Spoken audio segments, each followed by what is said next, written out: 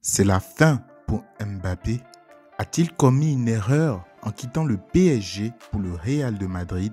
J'ai échangé avec Kylian bien évidemment et de par sa situation qui est encore incertaine après son entrée en jeu hier, il y a un match samedi, c'est dans 48 heures avec des interrogations. Voilà, il a un problème qui n'est pas grave mais qui nécessite des soins pour pouvoir bien récupérer et je suis pas là pour prendre de risques non plus.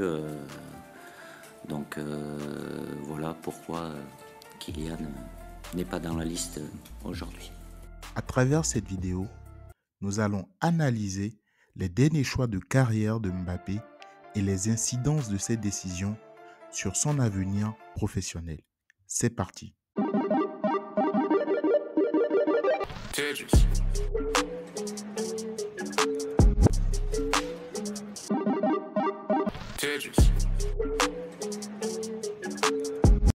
Alors, pour faire notre analyse, nous allons commencer par lire quelques articles de presse.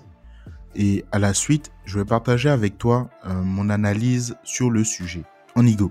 Donc, c'est marqué lourde accusation contre Kylian Mbappé. L'équipe de France va devoir faire sans son capitaine face à Israël et contre la Belgique. Didier Deschamps a en effet décidé de se passer de ses services en raison de sa récente blessure à la cuisse. Pourtant, après avoir fait son retour contre Lille mercredi dernier en Ligue des Champions, l'ancien Parisien était titulaire samedi contre Villarreal.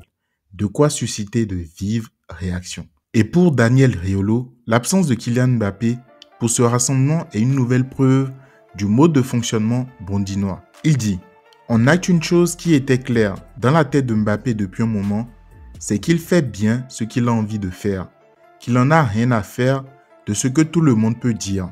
Il fait ce qui est important pour lui à ses yeux et il gère sa carrière comme bon lui semble », a-t-il confié au micro de La Terre. C'est quelque chose qu'on savait et il l'acte à chaque sortie. On va passer à un autre article, toujours sur Kylian Mbappé. Real de Madrid, le terrible constat de la presse espagnole avec Mbappé. Alors que beaucoup de Madrilènes attendaient plus de lui, Kylian Mbappé se fait désigner par la presse locale. Le Real de Madrid traverse une période de doute et d'incertitude, exacerbée par les performances décevantes de Kylian Mbappé qui devient la cible des médias. Le public madrilène, habitué à la passion et l'intensité qui caractérisent son équipe, s'inquiète de voir cette saison marquée par un manque de voracité et de football fluide. Les fans, qui observent avec nostalgie les éclats de joueurs comme Vinicius ou Valverde, ne peuvent s'empêcher de se demander à quel moment l'équipe a-t-elle perdu son identité sur le terrain. Comme le présente El Confidencial, le plan tactique de Carlo Ancelotti repose pourtant sur des bases solides, mais l'alchimie tant attendue ne se produit pas. Vous pouvez tout faire sauf jouer au football. Peut-on entendre auprès des journalistes les plus déçus, tant la star parisienne semble être une ombre de l'attaquant flamboyant qu'il semblait attendre. Mbappé, autrefois considéré comme un prodige, semble errer sur le terrain sans la moindre rébellion face à la baisse de forme, de quoi les motiver à utiliser de leur plume pour le critiquer.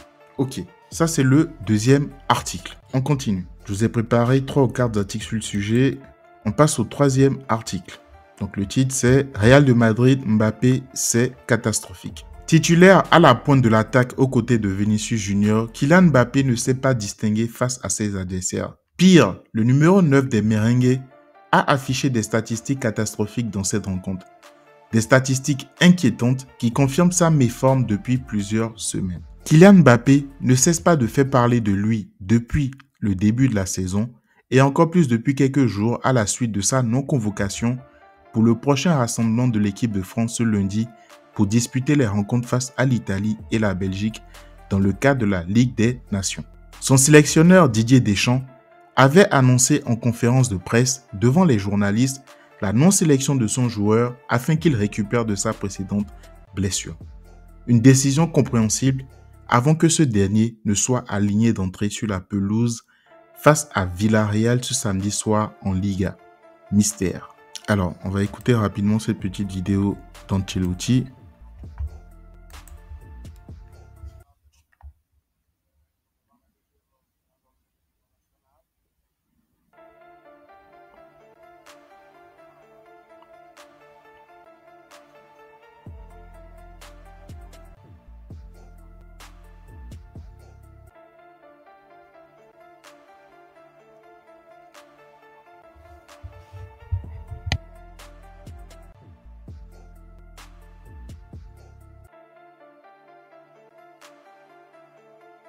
Ok, on va continuer, on va lire le dernier article et après je vous ferai le décryptage. Ici c'est marqué équipe de France, pourquoi Desailly voit l'absence de Mbappé comme une vraie opportunité. Forfait pour l'équipe de France, disponible avec le Real de Madrid, la situation de Kylian Mbappé fait beaucoup parler en ce début d'automne.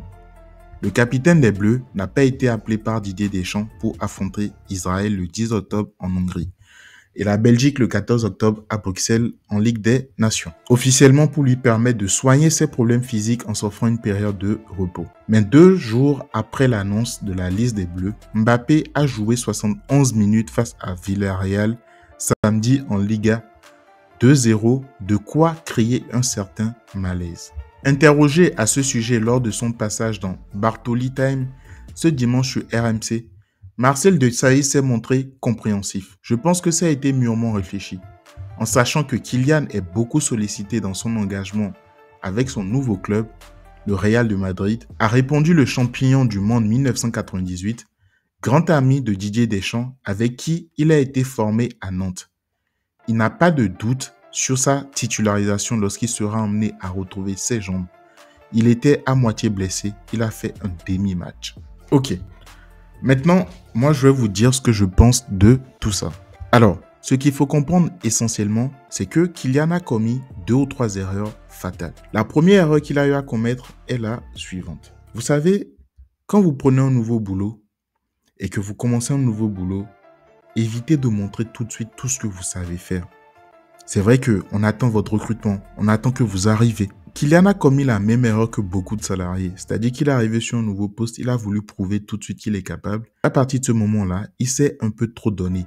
Donc, regardez bien, à son arrivée, il marquait ses premiers matchs, il marquait. Il a quand même mis 7 buts. Donc, il a marqué. Et le problème n'est pas le fait qu'il n'a pas marqué. Le problème est aujourd'hui qu'au début, il mettait beaucoup de buts et aujourd'hui, il n'arrive même pas à mettre un seul but. Et dans la foulée, il se blesse. Ça, c'est sa première erreur. Et cette erreur-là, c'est par rapport à son nouvel employeur. Ensuite, il a un employeur qui est encore au-dessus, qui est l'État, qui est la France. Et donc, quelle erreur il commet au niveau de la France? Là, il a fait un petit jeu de cache-cache avec l'équipe nationale française et il entête le pays cash parce qu'aujourd'hui, il entête de perdre son statut de capitaine. Qu'est-ce qui s'est passé? Il dit qu'il est blessé, qu'il ne peut pas jouer. Ce qui est compréhensible.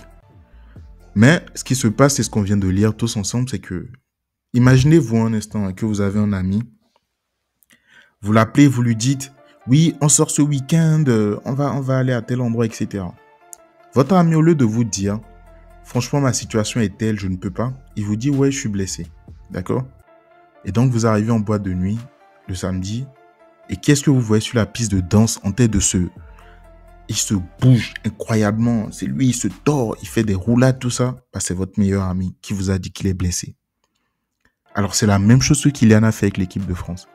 C'est-à-dire qu'il leur dit qu'il ne va pas bien, mais on le voit en pleine forme sur le terrain. Quand vous écoutez Ancelotti, lui dit que Kylian pouvait aller jouer. Donc, il ne sait pas ce qui s'est passé avec son entraîneur ni avec l'équipe nationale. Donc, ce qu'il explique à ce moment-là, c'est que ce n'est pas son choix, ce n'est pas lui qui l'a dit, il ne va pas jouer.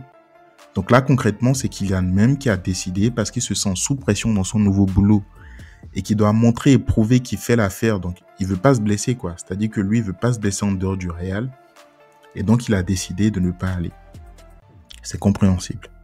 D'accord? Ça, c'est sa deuxième erreur. Maintenant, en ce qui concerne la troisième erreur qu'il a eu à faire, et qui est la question de le début, le titre de cette vidéo, c'est est-ce qu'il a commis une erreur en quittant le PSG pour le Real? Là, aujourd'hui, vous allez remarquer que les Qataris, ils investissent de moins en moins dans le Real. Moi, ma question que je me pose, c'est est-ce qu'il n'est pas en tête de payer aujourd'hui indirectement? Est-ce qu'il n'y a pas des mains derrière qui sont en tête de le faire payer pour le fait d'avoir quitté le PSG? Parce que le PSG est dans la merde aujourd'hui, concrètement parlant. Les Qataris ne veulent plus investir. Ils sont en train de partir petit à petit. Ils ont fait de gros investissements. Vous avez le centre d'entraînement à Poissy qui a été ouvert, mais qui n'arrive pas encore à donner des rendements. Vous avez le problème avec le Parc des Princes. Les Qataris, ils en ont marre.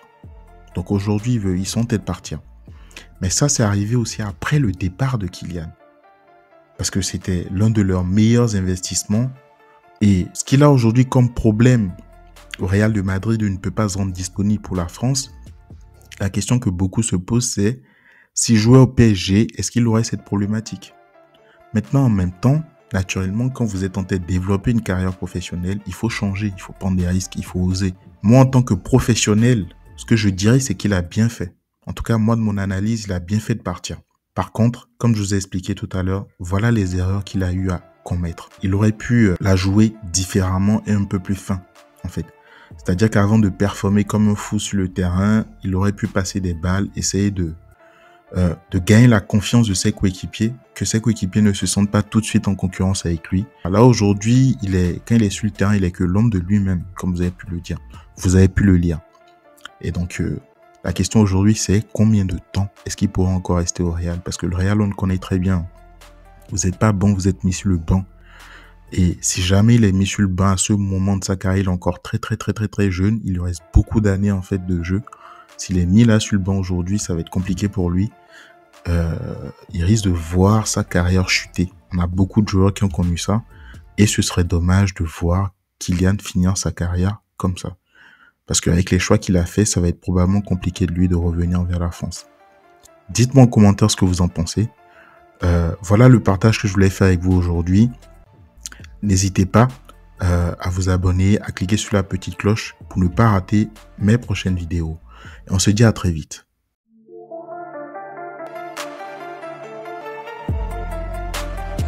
Je ne t'offre que la vérité, rien de plus.